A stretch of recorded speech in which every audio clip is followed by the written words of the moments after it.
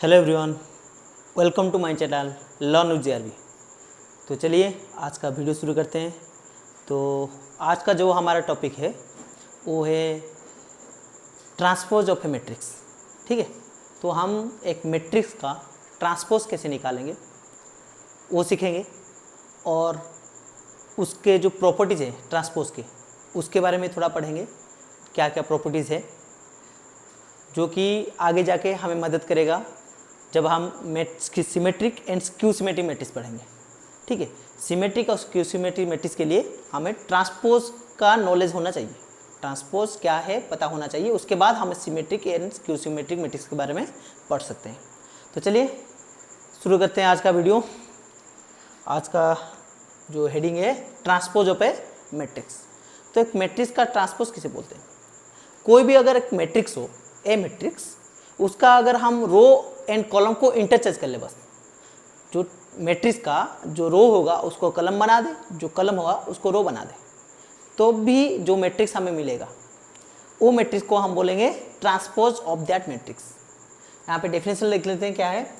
The matrix obtain from a given matrix A by changing its row into columns और columns into rows is called transpose of a matrix A and is denoted by A transpose A to the power T और A dash। ठीक है, तो चलिए इसको थोड़ा समझते हैं कैसे करते हैं, थोड़ा सा बड़ा करते हैं। अच्छा, तो चलिए मान लीजिए आपके पास एक matrix A matrix that is 2/3 matrix A1 A2, इसका जो एलिमेंट्स है उसको हम मैं A1 A2 A3 B1 B2 B3 लिख दिया हूँ। अभी रो 1 को A में लिखा हूँ, रो 2 को B में लिखा हूँ, ताकि जब हम रो कॉलम को इंटरचेंज करें तो आसानी से पता चले। तो चलिए, तो यहाँ पे क्या करते हैं, अगर मैं इसका ट्रांसपोज निकलता हूँ, मतलब इसका रो को कॉलम कर दूंगा, कॉलम को रो, यहाँ मैंने जो रो था उसको मैंने कॉलम में कन्वर्ट कर लिया। Row 1 is equal to column 1 and जो रो 2 था उसको मैंने कॉलम 2 कर दिया। ठीक है, क्या किया, यहाँ पे जो रो था उसको हम कॉलम कर देंगे, रो 1 को कॉलम 1 तरह का लिखेंगे, ऐसा हॉरिजॉन्टल था बस वर्टिकल कर देंगे। जो भी रो होगा एक एक करके उठा के यहाँ रख देंगे, ए को उठा के रख दिया, बी को उठा के रख दिया। अगर थर्ड रो होता तो थर्ड रो का आगे थर्ड कॉलम बना देते। ठीक है, अभी जो मैट्रिक्स मिला हमें, यहाँ पे 2 कॉलम था, 2/3 मैट्रिक्स था, this is the A matrix. अभी जो मैट्रिक्स मिला इसको बोलेंगे ए ट्रांसपोज, यानी ट्रांसपोज ऑफ ए मैट्रिक्स। समझ में आ रहा है ना? बस रो को कॉलम कर देंगे, कॉलम को रो। ठीक है, यहाँ पे जो कॉलम था कॉलम 1, यहाँ पे देख सकते हैं रो 1 बन गया। जो कॉलम 2 था वो रो 2 बन चुका है, जो कॉलम 3 था वो रो 3 बन चुका है। यानी जितने कॉलम थे उतने रो बन जाएंगे, जितने रो थे उतने कॉलम्स बन जाएंगे। तो चलिए यहाँ पे थोड़ा आगे भी देख लेते हैं। यहाँ पे क्या होता है, फ्रॉम द डेफिनेशन दो it is obvious that the order of A matrix A, अगर मैट्रिक्स का जो ऑर्डर होगा m क्रॉस n होगा, m/n होगा, तो ए ट्रांसपोज का जो मैट्रिक्स होगा, यहाँ पे शायद गलत लिखा है थोड़ा, ए ट्रांसपोज होगा, उसका जो ऑर्डर होगा n क्रॉस m हो जाएगा।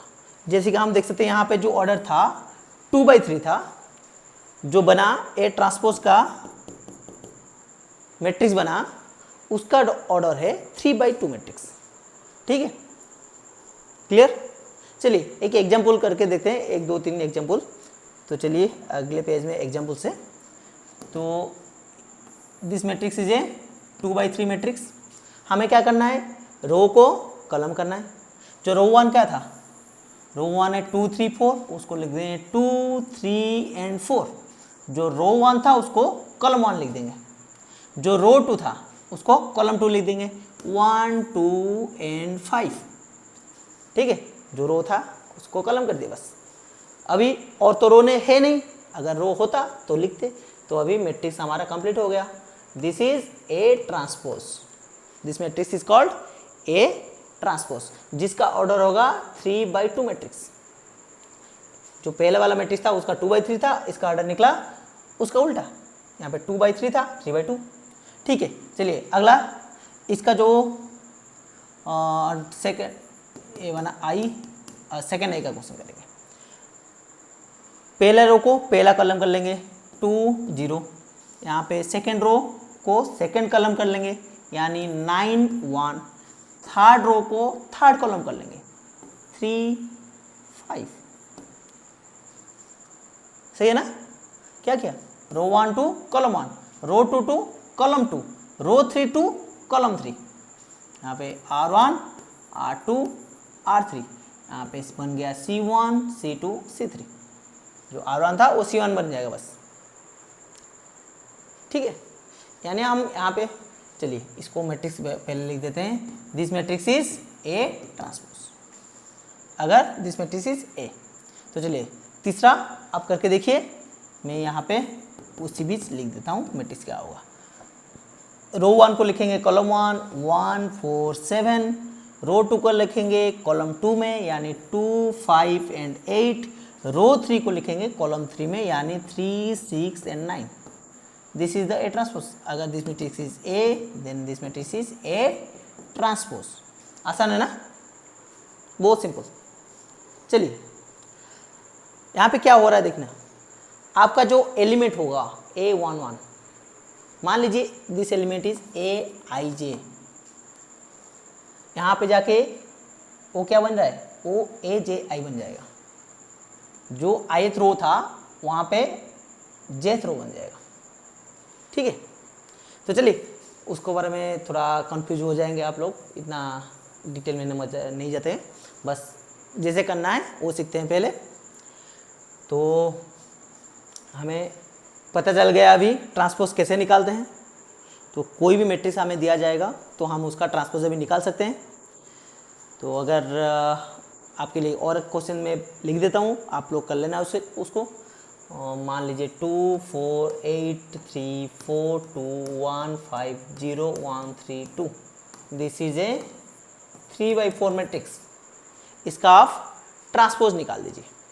ठीक है, इसका आप ट्रांसपोज निकाल दीजिए। चलिए अगला पेज चलते हैं। हम पढ़ेंगे अभी प्रॉपर्टीज। ट्रांसपोज तो पता चल गया किसको ट्रांसपोज बोलते हैं, एक मैट्रिक्स का ट्रांसपोज कैसे निकालेंगे। अभी उसके प्रॉपर्टीज बारे में पढ़ते हैं। ट्रांसपोज के कुछ प्रॉपर्टीज है। तो पहला प्रॉपर्टी है A transpose of transpose is equal to A. किसी एक मैट्रिक्स का पहले ट्रांसपोज निकालेंगे, फिर जो ट्रांसपोज निकला उसका फिर ट्रांसपोज निकालेंगे, तो हमें ए जो पहला वाला ए मैट्रिक्स ही मिलेगा। मान लीजिए ना कोई मैट्रिक्स, सिंपल मैट्रिक्स ले लेते हैं। अरे ए बी सी डी ऐसा कोई मैट्रिक्स है ए मैट्रिक्स।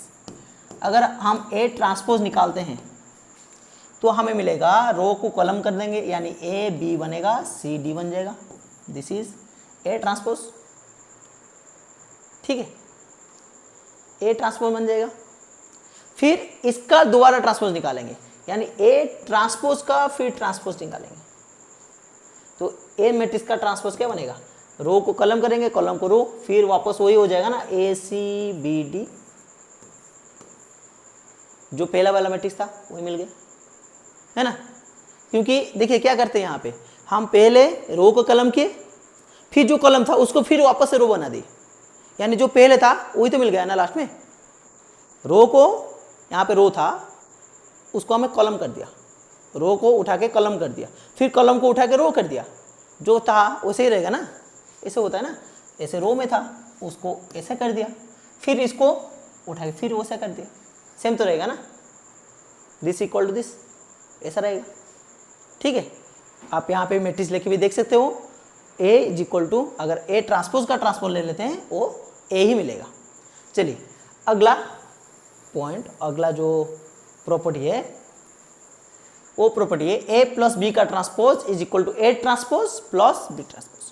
कोई भी दो मैट्रिक्स ले लेते हैं, उसका पहले ऐड कर देते हैं, उन दोनों को ऐड कर लेते हैं, उसके बाद उसका ट्रांसपोज निकालेंगे। जो आएगा पहले, अगर हम ए का ट्रांसपोज बी का ट्रांसपोज बना के ए का ट्रांसपोज कर लेते हैं, बी का ट्रांसपोज कर लेते हैं, उसके बाद उन दोनों को मिलाते हैं, रिजल्ट हमेशा सेम आएगा ना। क्योंकि मान लीजिए ए बी सी डी कोई एक मैट्रिक्स है, मैं 2x2 मैट्रिक्स ले रहा हूँ क्योंकि आसान हो, मतलब इजी होता है समझना उसको। और एक मैट्रिक्स ले लेता हूँ ई एफ जी एच। अगर हम इन दोनों को ऐड करते हैं तो हमारा जो रिजल्ट मिलेगा वो होगा ए प्लस ई, यहाँ पे B plus F, C plus G, D plus H, ये बनेगा। ठीक है, मान लीजिए this matrix is A matrix, this matrix is B matrix.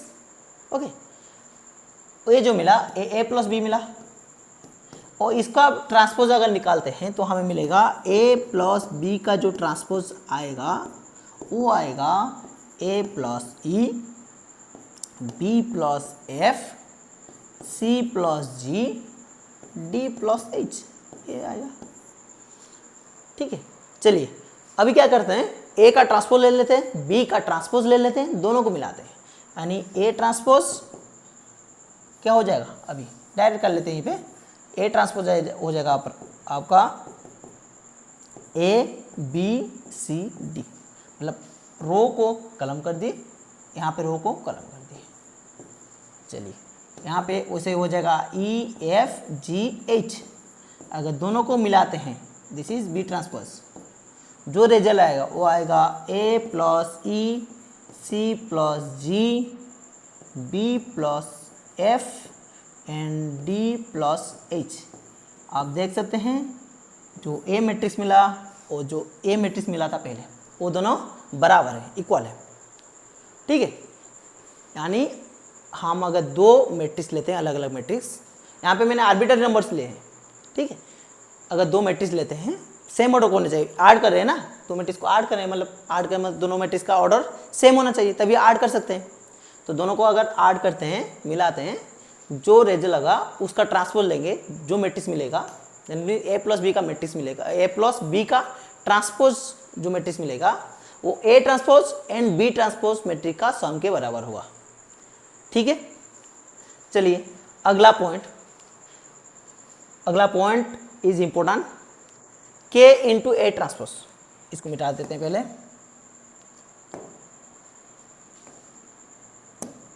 के इंटू ए का कोई स्केलर अगर कोई मैट्रिक्स के साथ हम मल्टीप्लाई करते हैं फिर उसका ट्रांसपोज निकालते हैं,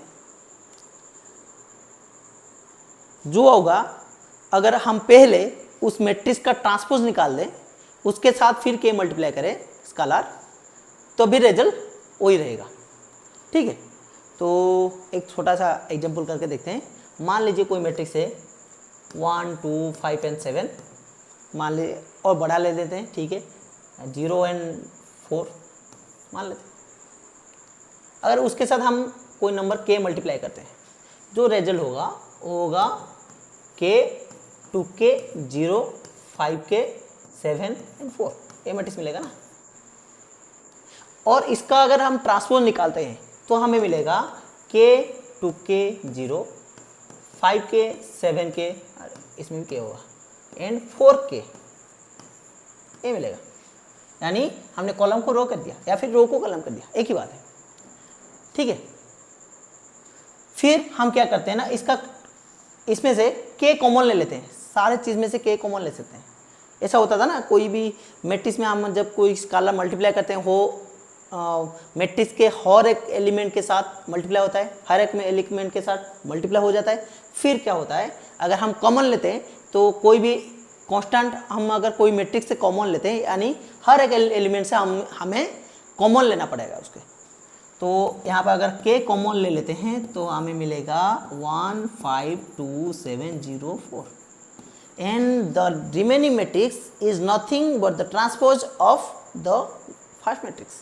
यानी हम अगर इसको ए लिखते हैं तो अभी हो जाएगा के इंटू ए ट्रांसपोज, इस मैट्रिक्स का ट्रांसपोज ही तो है ना, रो था कॉलम हो गया, रो था कॉलम हो गया। ठीक है, आसान है ना।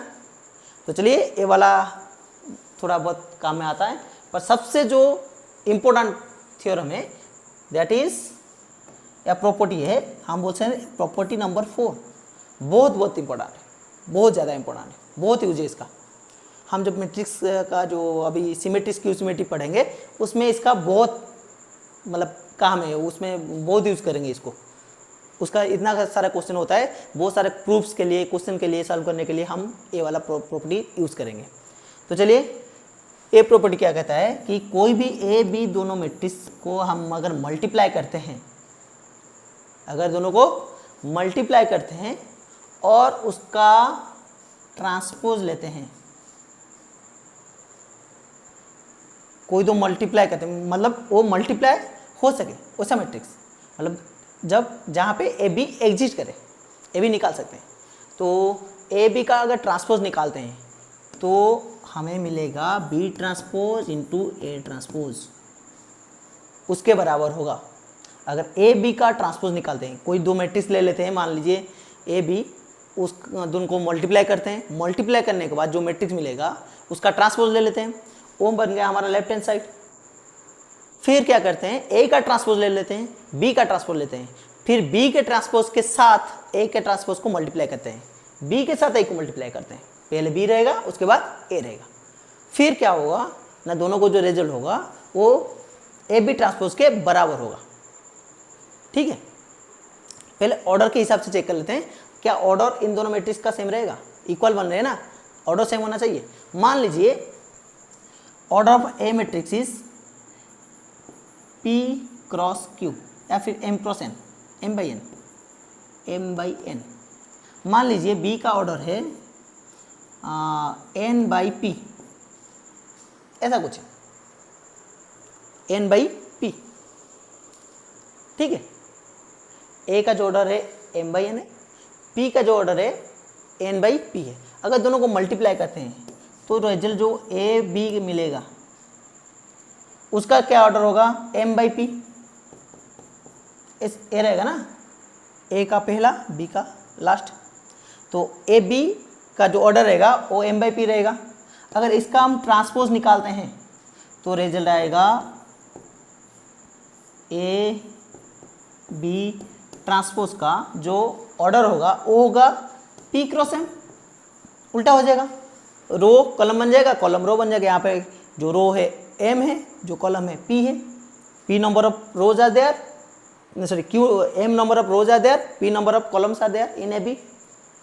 ठीक है, और ए बी ट्रांसपोज भी क्या हो जाएगा, उसका number of rose number of columns के बराबर हो जाएंगे, यानी जो कॉलम था वो रो हो जाएगा, रो था कॉलम हो जाएगा, ए मिलेगा। फिर राइट हैंड साइड में चेक करते हैं, B transpose into A transpose. अगर बी का ऑर्डर एम क्रॉस पी है, एन बाई पी है, तो बी ट्रांसपोज का ऑर्डर होगा पी बाई एन। ठीक है, उसी तरह ए का जो ऑर्डर है एम बाई एन है, तो ए ट्रांसपोज का जो ऑर्डर होगा वो होगा एन बाई एम, ऐसा होगा।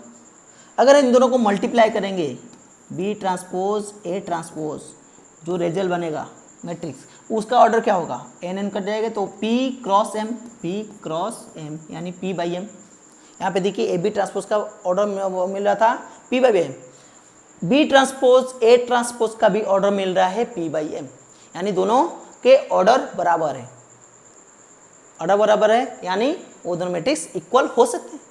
ठीक है, आपको क्या करना है, यहाँ पे आपको दो एग्जाम्पल लेने हैं, ए बी दो मैट्रिक्स ले लेना है, दोनों को मल्टीप्लाई करके देखना है, मल्टीप्लाई हो सके। जैसे मान लो एक मैट्रिक्स ले लो वो 3/2 मैट्रिक्स और दूसरा ले लो 2/3 मैट्रिक्स या 2/4 मैट्रिक्स, ऐसे कुछ ले लो, दोनों को मल्टीप्लाई करके चेक करो।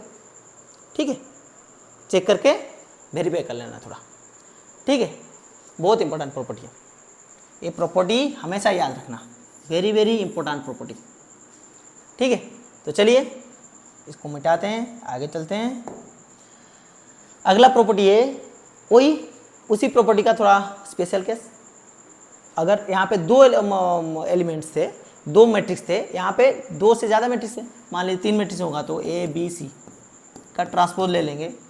तो अगर हम ए बी को एक मानते हैं, मान के चलिए A B is one matrix, इनको पहले मल्टीप्लाई करते हैं तो हो जाएगा सी ट्रांसपोज, और सी को अलग मानते हैं, हो जाएगा C transpose into A B का ट्रांसपोज, जो प्रॉपर्टी 4 का हम यूज़ किए यहाँ पे।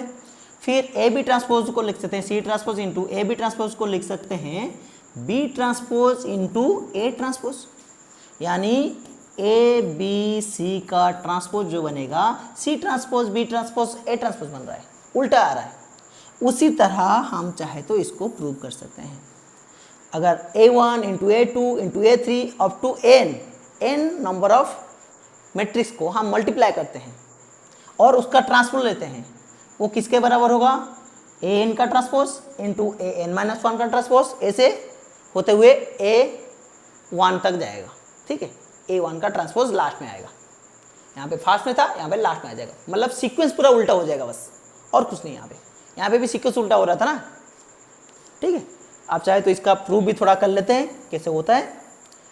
अगर प्रूफ करेंगे तो इसको लेफ्ट हैंड साइड ले लेते हैं, मान लेते हैं A1 A2 A3 dot dot an का ट्रांसपोज an-1 तक लेते हैं। तो मैं यहाँ पे मान लेता हूँ कि दिस मैट्रिक्स को पहले मल्टीप्लाई कर लेता हूँ, इसको एक ही मैट्रिक्स मान लेता हूँ। मल्टीप्लाई करने के बाद एक ही मैट्रिक्स आएगा ना, तो मान लेते हैं दिस इज जेड मैट्रिक्स। तो ऐसा होगा कि जेड इंटू an का ट्रांसपोज, जो क्या होगा an का ट्रांसपोज एंड जे ट्रांसपोज, और जहाँ पे हमें पता है जेड है A1 A2 up to an-1। उसी तरह क्या करेंगे, an-1 को अलग कर लेते हैं। यहाँ उसका जो पिछला टर्म होगा an-2 होगा। फिर क्या करते हैं, उसी तरह A1 से n-2 तक जो मैट्रिक्स होगा उसके मल्टीप्लाई को हम मान लेते हैं P, जेड था Y मान लेते हैं, Y मैट्रिक्स। तो बनेगा an का ट्रांसपोज Y, इसका भी ट्रांसपोज था ना, ट्रांसपोज है, जेड का ट्रांसपोज था, तो Y an-1 का ट्रांसपोज।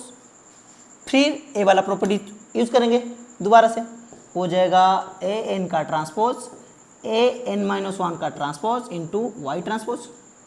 फिर Y का वैल्यू लिखेंगे, ऐसे करते हुए जाएंगे तो लास्ट में हमें मिलेगा an का ट्रांसपोज an-1 का ट्रांसपोज, ऐसे होते हुए A1 का ट्रांसपोज लास्ट में।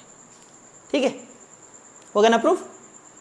चलिए अगला 0.6 0.5 हो गया। अभी 5 नंबर प्रॉपर्टी से 6 नंबर प्रॉपर्टी होता है, किसी भी आइडेंटिटी मैट्रिक्स का अगर ट्रांसपोज लेते हैं वो आइडेंटिटी मैट्रिक्स ही बनेगा। कोई भी आइडेंटिटी मैट्रिक्स ले दो किसी भी ऑर्डर का, यानी मैं ले लेता हूँ 0 1 0 0 0 1 0 0 0 1।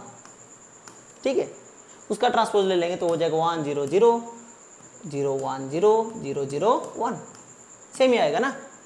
एक चीज़ याद रखना, जब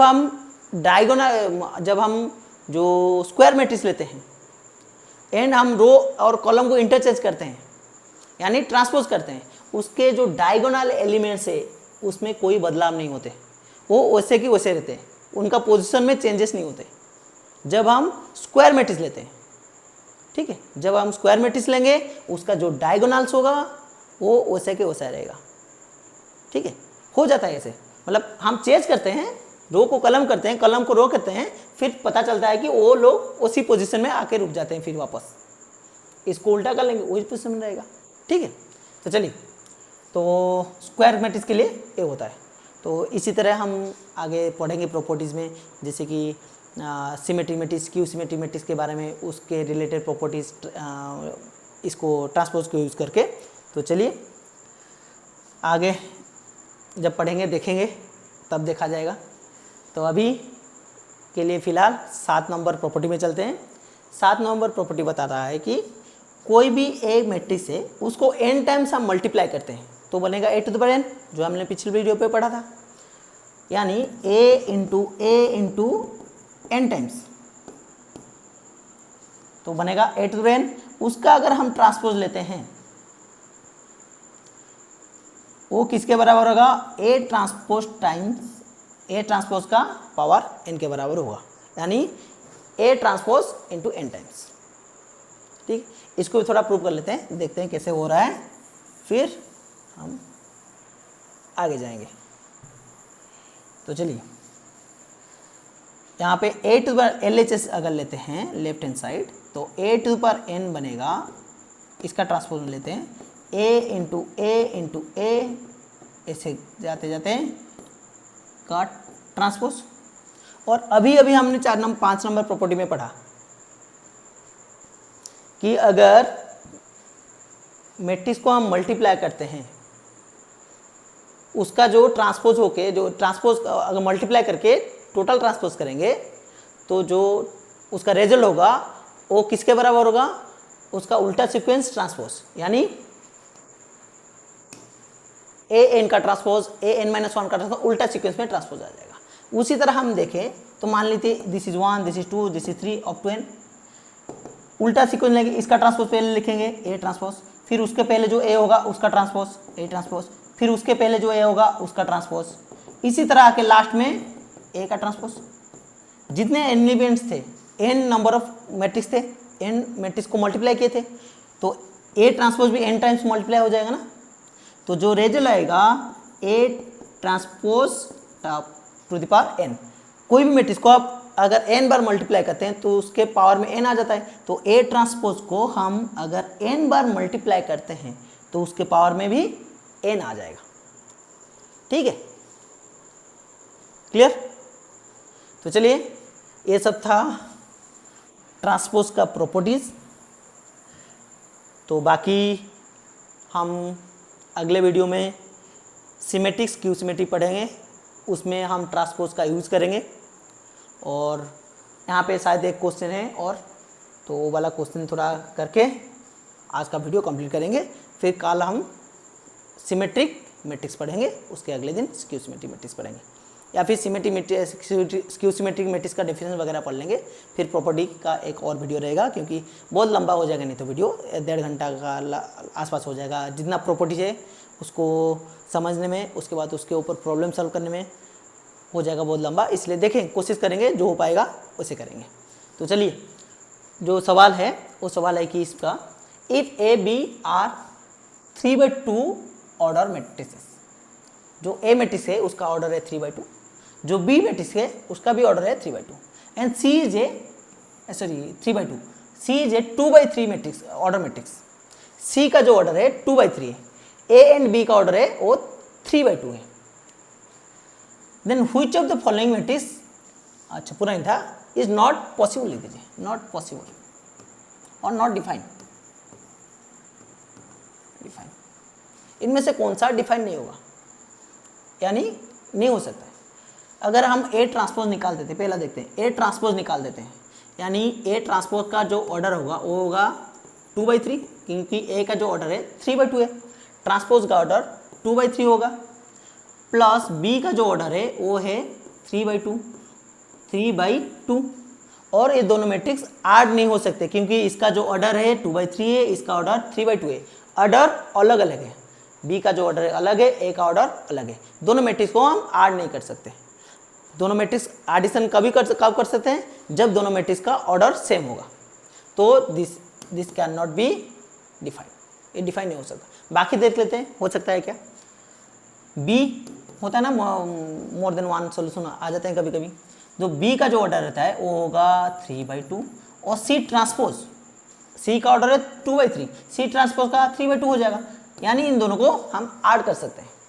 ठीक है, तो तीसरा देखते हैं सी में ए ट्रांसपोज, ए का ऑर्डर है 3/2, ए ट्रांसपोज होगा 2/3, सी का जो ऑर्डर है वो है 2/3, यानी दोनों का ऑर्डर सेम है, इन दोनों को भी ऐड कर सकते हैं। ठीक है, लास्ट में डी ऑप्शन में A transpose and B transpose, A का ट्रांसपोज ले लेंगे तो हो जाएगा 2/3, बी का भी ट्रांसपोज ले लेंगे हो जाएगा उसका ऑर्डर 2/3, यानी दोनों का ऑर्डर सेम आ जाएगा, तो ऐड कर सकते हैं। किसको ऐड नहीं कर सकते, A, option A will be the correct answer, जिसका जो एडिशन होगा वो डिफाइन नहीं होगा, ऑर्डर अलग अलग है इसलिए ऐड नहीं कर सकते। अगर मल्टीप्लाई के लिए दिया होता, एडिशन की जगह अगर हम मल्टीप्लाई कर लेते बस, तो ये तीनों डिफाइन नहीं होते, ये हो जाता डिफाइन, क्योंकि बी एंड सी ट्रांसपोज का ऑर्डर सेम है और दोनों स्क्वायर मैट्रिक्स नहीं है, इसलिए उनका प्रोडक्ट पॉसिबल नहीं है। ठीक है, तो चलिए, इसका ज़्यादा क्वेश्चन हमने नहीं किया, मतलब ज़्यादा क्वेश्चन मैंने नहीं बनाया था इससे, क्योंकि इसका जो क्वेश्चन करेंगे इसके रिलेटेड वो स्क्यू सिमेट्रिक मैट्रिक्स के साथ करेंगे, तो आज के लिए वीडियो यहीं पे ख़त्म करते हैं। अगले वीडियो में हम सिमेट्रिक एसक्यू सिमेट्री पढ़ेंगे। So thank you all.